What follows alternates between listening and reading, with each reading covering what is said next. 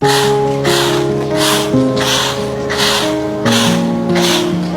演呢，ဆိုတော့အားလုံးပဲမင်္ဂလာပါကျွန်တော်ဒီနေ့အိမ်လေးတစ်လုံးကျွန်တော်ရောင်းဝေးခြင်းလို့ပေါ့နော်ဆိုတော့ပွဲစားလည်းမဟုတ်ပါဘူးဒါကြ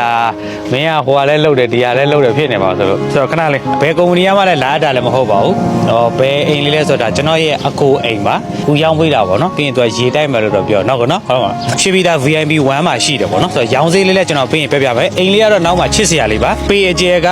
825ဟိုနောက်ထိက